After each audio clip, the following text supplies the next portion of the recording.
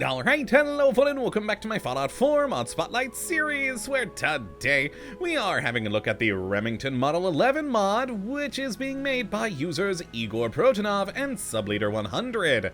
And what this glorious little piece of work looks to add into the game is the real-world Remington Model 11 shotgun. And oh my, have I been having a lot of fun with this gun, as not only is it just a cool new shotgun to play around with in the world, but it is, as mentioned, a real-world historic weapon, and I always love seeing those added in. And this one in particular, because it was originally built prior to World War I think by a good decade or so, and then continued production into the Cold War sometime in the 70s. So at that time span, I think it is more than likely that some of these could be found around the Commonwealth. It fits in beautifully. So let's jump on over here and have a look at what we do get with the Remington Model 11, which in its most basic form will do 60 damage with a shotgun shell, with a firing rate of 23, range of 101, accuracy of 39, and a weight of 8.2. And as you can see here, this thing is beautiful. I really do like the modeling and texturing on this thing. It looks the part of a Remington Model 11 and is just awesome looking. I do very much love this thing. And to make it even better, oh boy, this thing's got a lot of modifications. A whole lot of modifications, for which the ability to add in everything from, of course, the usuals like receivers, sights, muzzle attachments, etc., to more aesthetic changes, even ammo types. You can switch it from buckshot to something more interesting like glorious Dragon's Breath rounds. And I mean, who doesn't love those? Those are awesome. And yeah, just so many things for you to change up on this gun to not only make it more your own, but also to really add a lot of power to this thing, making it useful well into the late game. Now, as for how you do get your hands on one of these things, well, by default, if you just download the base mod, you can go to any crafting station, or chemistry station rather, in the world, and go to the Remington category down here and build it for just some adhesive, screws, springs, steel, and wood. Pretty darn easy there. Now, there is also an alternate file, or rather optional file, that you can download that does add it into the leveled loot list, and you'll start seeing it spawn on traders in their inventory at level 20. So not too hard to get your hands on this thing. Either build one from the get-go, or wait till level 20. Now, I should also mention, before we get to the modifications, there are some mod requirements. Now, technically, none of these are actually fully required, but it is highly recommended that you grab them, and those are the see-through scope mod, the BCR mod, and tactical reload. Now, the only one personally I would say is truly required is see-through scopes, because without it, most, if not all, of the different sights you can install on this gun just won't work. Now, BCR and tactical reload have to do with, you know, the reloading of the gun, so you can do things like only reload one shell rather than what my character's about to do and reload all of them. So, yeah, just the BCR and tactical reload are quality of life. See-through scope, I would definitely say, is truly a requirement. So let's take a look at the modifications here at the weapon workbench, and start with the receiver category, where we've got the pretty typical set of things, going from standard to heavy and light frames, all the way up to advanced, which does add in some pretty great base damage on this thing to 105. Now, next in the ammunition category, oh, my favorite category, I think, we've got the standard buckshot, the beautiful Dragon's Breath rounds, as well as some armor-piercing flechette rounds, and of course slugs, if you want to turn this thing more into a long-range sniping weapon. So you got some fun options, my personal favorite, of course, being the Dragon's Breath, because, well, as it says right there in the description, burn them all. Now, next we have the sights category, and my word, do we have a lot. I'm not even going to name them all. I'm just going to scroll through, because look at all of the things. Just so many different sights to really fit any sort of scenario you're wanting to use your gun for. You got a lot of great options, and I always love seeing that. Now in the muzzle category, we've either got the standard, a CMB muzzle brake cylinder, a modified or full version one to help with the accuracy, recoil control, and tighter spray, etc. Now then we have a foregrip option, which I gotta admit, since I'm not a huge fan of like modern guns, I don't really care for this category too much, but hey, if you love this sort of stuff, you've got a wide array of different foregrips for you to, you know, help with recoil control to add to the front of this gun. They're mostly aesthetic, but of course they are going to help with the recoil control of the weapon, and it's got a lot of different options for it. Now, then we then have a lower rail attachment, where we can either have a laser or a flashlight on the front there, as you can see, or of course, nothing.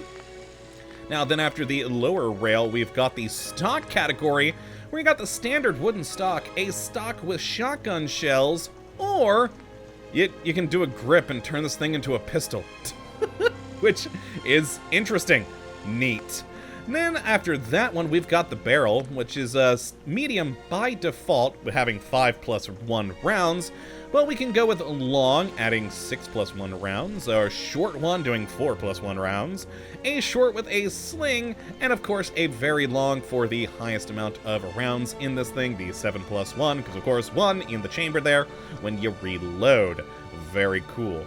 Now then, after the barrel category, we've got the damage modifier, which, you guys know me on these. I'm alright with them if they have requirements. This one does not, so it feels a little bit cheaty, but you can go anywhere from negative 100% to give you 2 base damage, or all the way up to positive 100% with 120 damage on the base receiver. I just wish there was a requirement here so it just didn't feel so cheaty in my opinion, but hey, if you want to use it, use it. That's why it's there. And then next we have the furniture on this thing. The furniture materials are the two mainly aesthetic ones, where the furniture is going to change either wood, worn wood, my personal favorite on here, and polymer. And then on the material, we've got either the standard, a worn, or a gold. Though also kind of a worn gold. It doesn't look like shiny gold, so honestly that one actually doesn't look too bad to me. But hey, if you want gold, boom, gold. And that is all the various modifications for this thing. Quite a few, and they're gorgeous. So let me go grab some of the modified ones I did make, like this sniping one here, or a small short pistol one with dragon's breath rounds, cause oh yeah.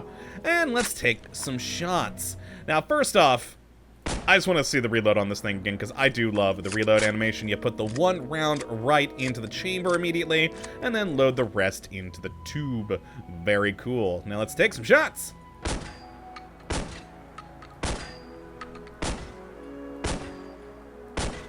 Wonderful. And there's that smooth reload again. Very nice.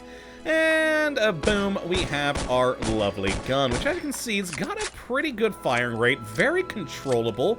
It's got a decent amount of recoil, but honestly, not too bad. I'm not moving my mouse at all right now, and we're still pretty much keeping on target. So it doesn't take too much for you to adjust when you're firing.